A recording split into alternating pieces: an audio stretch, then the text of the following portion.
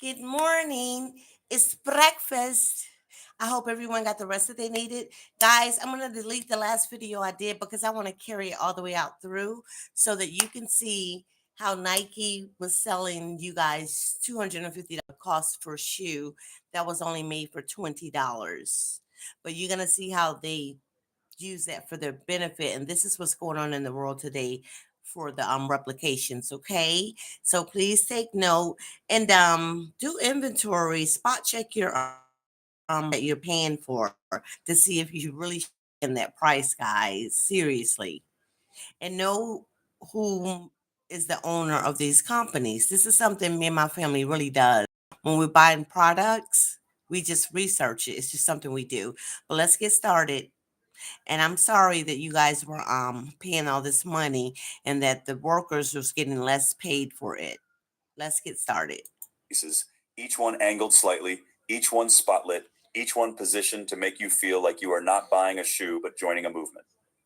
You reach for a pair of Air Jordans. The light in your hand, the stitching is neat, the sole has a satisfying flex. You turn them over and look at the price, $250. You wince, but you think, well, they are Jordans. That is what good shoes cost. Michael Jordan wore them. The technology is advanced. The design is iconic. $250 for a piece of athletic engineering. Now, let me tell you what you are actually holding. The materials in that shoe, the rubber sole, the synthetic upper, the foam midsole, the laces, the glue, cost about $9. The labor to assemble it, the hands that cut the pattern, stitch the panels, attach the sole, lace the shoe, and placed it in a box, cost about $2.75. The total manufacturing cost of the shoe in your hand, from raw materials to finished product in a box, is somewhere between $15 and $25. You are paying $250 for a $20 product. But the markup is not the most interesting part of this story. The most interesting part is where the shoe was made, WHO made it, and what those same people are doing now with the skills Nike taught them. Because the factories that built Nike's empire have started building something else. Something that Nike cannot control, cannot stop, and cannot compete with on price. And it is coming out of a city in southern China that most people have never heard of. A city that Nike helped create and now desperately wishes did not exist. If you enjoy videos about monopolies hiding in plain sight and the places quietly tearing them apart, hit like and subscribe so you never miss one. This story starts with a man selling shoes from the trunk of his car. In the spring of 1964, a 26-year-old accountant named Phil Knight drove to a track meet in Oregon with a box of Japanese running shoes in the back of his car. The shoes were made by a company called Onitsuka Tiger, which most people today know as ASICS. Knight had visited the factory in Japan during a trip around the world after graduating from Stanford Business School. He convinced the company to let him distribute their shoes in the United States, and he started selling them at track meets, one pair at a time, out of his trunk. His former track coach at the University of Oregon, a man named Bill Bowerman, joined him as a partner. Bowerman was obsessed with making shoes lighter and faster. He experimented with different sole designs in his garage, famously pouring rubber into his wife's waffle iron to create a textured sole that gripped the track better than anything on the market. The company Please subscribe, guys. Thank you. And good morning. they founded was called Blue Ribbon Sports. In 1971, they changed the name to Nike, after the Greek goddess of victory.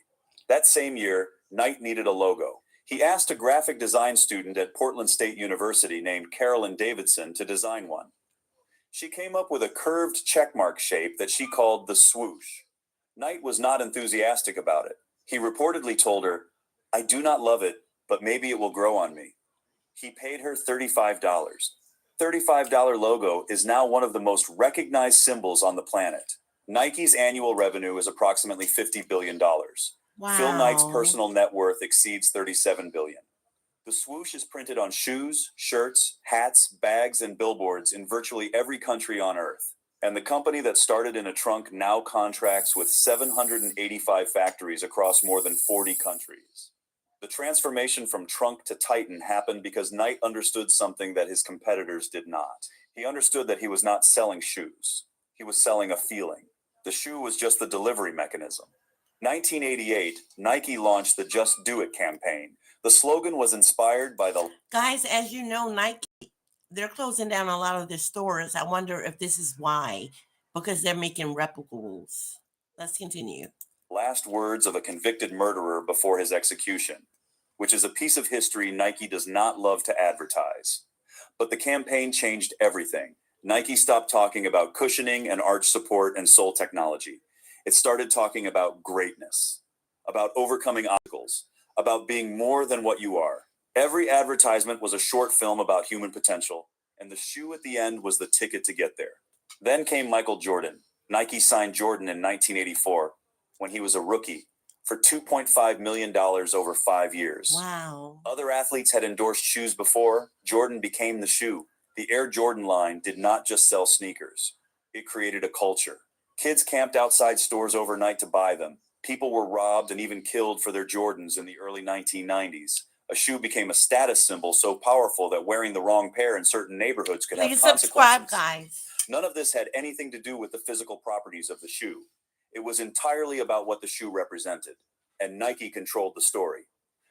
Nike went on to sign Tiger Woods, LeBron James, Serena Williams, Cristiano Ronaldo, and dozens of other athletes whose images became inseparable from the swoosh.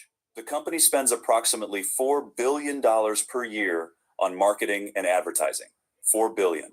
That is more than the GDP of some small countries. It is certainly more than the total wages paid to every worker in every Nike factory on the planet combined. Nike spends more on telling you about the shoe than it pays the people who make the shoe, by a factor that is difficult to justify using any logic other than brand economics. But here's the detail that most people miss, and it is the detail that explains everything that comes later. Nike does not own a single one of those factories. Not one. Nike does not manufacture anything. It designs shoes. It markets shoes. It builds the brand, signs the athletes, produces the commercials, and sets the price. But the actual physical act of making the shoe, cutting the leather, stitching the panels, molding the sole, assembling the pieces, that is done by contract factories that Nike does not own, does not control, and can leave at any time. 51% of Nike's footwear is currently made in Vietnam. 28% is made in Indonesia.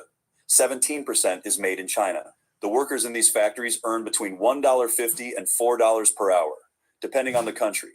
They are not Nike employees. They work for the factory owners, who are paid by Nike on a per unit basis. The factory's gross profit margin on each pair of shoes is roughly 2%. The worker who assembles the shoe earns about $2.75 per pair. A typical worker stitches and assembles between 15 and 25 pairs per day, earning roughly $40 to $70 for a day's work. Educational purposes only. This is diabolical, guys. Work in Vietnam. Less in Indonesia, even less in Myanmar and Cambodia, where Nike has been shifting production. The conditions inside these factories have been documented extensively over the past 3 decades. In the 1990s, investigative journalists revealed that Nike subcontractors in Vietnam were paying workers 20 cents per hour and forcing overtime shifts of up to 65 hours per week. Workers were physically punished by... And yet we're over here in the Western states complaining. Let's continue. Supervisors for mistakes. Women, who make up roughly 80% of the footwear workforce, reported harassment and dangerous chemical exposure. Phil Knight initially dismissed the criticism. In 1998, under mounting public pressure, he gave a speech at the National Press Club acknowledging that Nike products were being made by young girls working in Indonesian factories and promising reforms. Conditions have improved since the 1990s. Nike now publishes its factory list and runs compliance programs. But the fundamental economics Please subscribe, have not changed. guys. Thank you. The worker still earns less than $3 per pair. The shoe still sells for $250. And the gap between those two numbers still pays for everything else. The commercials, the athlete deals, the store lighting, brand mythology that makes the markup invisible. Now think about that number in context. The worker who physically builds the shoe earns less than $3. The shoe sells for $250. The worker receives roughly 1% of the retail price. Nike's marketing budget alone, the money it spends on advertisements, athlete endorsements, and branding campaigns, is approximately $4 billion per year. Nike spends more on telling you about the shoe than it pays the people who make it by a factor of hundreds. None of this is secret. Nike published... I only shop Nike for their clothing. And if I saw a nice pair of tennis shoes, yeah, I bought them, but they were Adidas. Let's continue. Is its factory list. Journalists have written about labor conditions for decades. Documentary filmmakers have gone inside the factories. The information is available, but the system continues because the brand is powerful enough to make you forget the math when you are standing in the store holding the shoe. The store lighting, the athlete photos, the swoosh, the story about Phil Knight and his waffle iron, all of it exists to put distance between you and the $2.75 pair of hands that stitched what you are holding. And You see how you guys are so easily mind controlled by propaganda? Let's continue. for 40 years, this system worked perfectly. Nike controlled the design, the brand, and the price. The factories made the shoes and took their 2%. The workers assembled them and took their $3. Nobody challenged the Wow. arrangement because nobody had the infrastructure to compete at Nike's scale while undercutting Nike's price. Then Putian happened. Putian is a city of roughly 3 million people in Fujian province on the southeastern coast of China, directly across the Taiwan Strait from Taiwan. In the 1980s, when China opened its economy to foreign investment, Nike, Adidas, and Puma were among the first companies to set up manufacturing operations there. The location was ideal: coastal access for shipping, proximity to raw material suppliers, a large population willing to work in factories for low wages. For years, Putian was just another stop on Nike's global manufacturing circuit. But something happened in Putian that did not happen in Vietnam or Indonesia, at least not to the same degree. The workers learned not just how to follow instructions on a production line, they learned the entire process: how to cut patterns, how to select materials, how to formulate adhesives, how to mold soles, how to stitch uppers with the precision that Nike demanded. They learned quality control standards. They learned how to read design specifications. Some workers spent 15 or 20 years inside Nike contract factories, mastering every step of the Wow. production process. And then they left. They took their skills, their Check out what knowledge, they and did, their contacts guys. and opened their own factory. Not to make They went shoes and for opened Nike, their own to make factory. shoes that looked exactly like Nike's, performed exactly like Nike's, and used exactly the same Real materials and fake. techniques as Nike's, but sold for a fraction of the price. Today, Putian is Okay, home to one over moment, guys. Let's go back and see if we could tell the difference. One moment. Okay. Now this one is real. Let's see what the difference is. I see 1, 2, 3 line of stitches. Oh, I see what it is, guys. I can't zoom in, but I'm gonna point it out to you, okay? This is a real one. The stitches here are even, 3 lines across. See this right here? That's 3. And the last line is right at the tip of this Nike logo, right? On this one, they do have 3 lines, but the line is farther down. This is the only thing that makes this fake, guys, that it's not authentic to the real one. Can you believe that? They just took the stitches down here on the fake one. On the real one, the 3 lines are very evenly positioned and it's right over this logo. On the fake one, you have more, see the length of the more space right here? So this is how you can tell if your shoe is a replica or is it the original, the authentic like here? Okay, let's continue. Please subscribe, guys. Thank you. Nike's, but sold for a fraction of the price. Today, Putian is home to over 4,200 shoe companies, employing roughly 500,000 people. The city has its own nickname in the industry, the shoe capital. But the rest of the world knows it by a different name, the fake shoe capital of the world. There is a saying in the Chinese sneaker community: out of 10 fake designer shoes, 9 are shipped from Putian. But calling what Putian produces fake is both accurate and misleading. Accurate because the shoes carry logos and designs that belong to Nike, Adidas, and other brands without authorization. Misleading because the shoes themselves, the physical product, are often manufactured to the same standard as the originals, using the same materials, the same equipment, and the same techniques. The highest grade Putian shoes are virtually indistinguishable from originals without specialized authentication equipment. That's a nice, I The like that rubber is the color. same, the foam is the same, the glue is the same.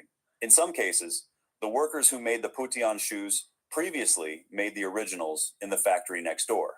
A pair of Air Jordan 13 retails for roughly Wow. $200. The same shoe, identical in appearance. I guess that's what the corporations get respectfully for not giving the work to Americans or here in the Western world. Let's continue. Materials and construction quality, produced in a Putian factory, sells for $20 to $40. The Nike authorized factory earns about $4 profit per pair. The Putian factory earns about $30 to $40 profit per pair. Jeez. The unauthorized version is more Look at the profitable for the overhaul manufacturer than the indifference. authorized one. That economic reality is why Putian exists and why no amount of enforcement has been able to shut it down. The Chinese government has tried. Since 2014, Putian authorities have organized multiple large-scale crackdowns on counterfeit shoe production. Factories have been raided, inventory has been seized, operators have been fined and occasionally jailed. In one raid, police confiscated enough counterfeit sneakers to fill several warehouses. The images were broadcast on state Wow. television as This is evidence that the government diabolical. was serious about intellectual property enforcement. But the industry kept coming back because the economics are overwhelming. A factory owner in Putian can earn more in a month producing unauthorized shoes than they could earn in a year as a Nike subcontractor. The markup on authorized Nike production is 2% for the factory. The markup on unauthorized production can reach 36%. Until that math changes, no enforcement campaign will be enough. There is also a cultural dimension that complicates the picture. In China, and increasingly in other markets, a growing number of consumers have started questioning why a logo should cost $200. A generation that grew up watching YouTube videos comparing replica sneakers to originals, zooming in on stitching and sole patterns, and concluding that the differences are negligible, does not have the same reverence for Western brands that their parents did. They have seen the factory floor. They know what things cost. The magic trick does not work as well when the audience knows how it is done. Online communities dedicated to replica sneakers have millions of members globally. Subreddits, Discord servers, and WeChat groups share factory contacts, quality reviews, and shipping tips. The language used in these communities is telling. They do not call the shoes fake. They call them reps, short for replicas, a neutral term that strips away the moral judgment and treats the purchase as... Okay, guys, let's check this out. This one right here is a fake. Okay, and this one over here is real. But I can't see it really good to compare. I'm trying to see up here if I could spot something out. I really can't tell like this, but let's continue. as a rational economic decision. I want Air Jordan first. I can pay $250 for one with a Nike label or $30 for one without it. The shoe is the same. The label is the difference. For a growing number of consumers, the label is not worth $220. But here is where the story takes a turn that is far more interesting than counterfeiting, because Putian is not the only city in Fujian province that learned how to make shoes. Just down the coast from Putian sits another city called Jinjiang. Jinjiang had the same factories, the same skills, the same proximity to Nike's supply chain. But instead of making copies of Western brands, Jinjiang created its own. Anta, Li-Ning, 361 Degrees, Peak, Erke. These are Chinese sportswear brands that were built from the ground up by entrepreneurs who came out of the same factory ecosystem as Putian. Anta is now the largest sportswear company in China by revenue. Wow. In 2022, Anta surpassed Adidas in the Chinese market and has continued to grow the gap every year since. You know, a lot of people think that in order Guys, to this conceal is carry, you're gonna need a diabolical. tactical belt I've always and a set of known about jeans. these Well, I'm here to tell you plants you that they're don't. running In over fact, there, you can paying carry the in a workers for bathing suit, less. in a Let's business suit, continue. or in your Anta's revenue exceeded 60 billion yuan in 2024, roughly $8.5 billion. The company owns Fila's Chinese operations, which it turned from a failing brand into one of the most popular fashion labels in China, and the Finnish conglomerate Amer Sports, which includes Salomon hiking shoes, Arc'teryx outdoor clothing, and Wilson tennis equipment. A Chinese company that started making running shoes in a Xinjiang workshop now owns some of the most prestigious outdoor and sports brands in the Western world. Li Ning is an even more remarkable story. The brand is named after Li Ning himself, one of the most decorated gymnasts in Olympic history, who won 6 medals at the 1984 Los Angeles Games and lit the torch at the 2008 Beijing Olympics. After retiring from competition, he launched his own sportswear brand in 1990. For years, Li Ning was considered a budget alternative to Nike and Adidas. Then, the brand reinvented itself. In 2018, Li Ning debuted a fashion collection at New York Fashion Week. The designs fused Chinese calligraphy and cultural motifs with modern streetwear aesthetics. The collection went viral. Overnight, Li Ning went from budget sportswear to fashion-forward brand. I can see culture all in this. It had to derive from a culture, and I could see it. Young Chinese consumers, already primed by the Guochao movement, embraced it. Guochao, which translates roughly to national trend or national tide, is a Voila, I just hit the nail on the head. Guys, this is going to conclude the moral of the story. You guys get it. And I hope you've enjoyed. Please do share this with your friends and know how to spot a fake shoe from an authentic shoe when you're shopping. And that includes purses for you women and all this other stuff. You know whether it's fake or not. You should know that, okay? Train your eye to know that. All in Equine Lifestyle. Please do enjoy your day.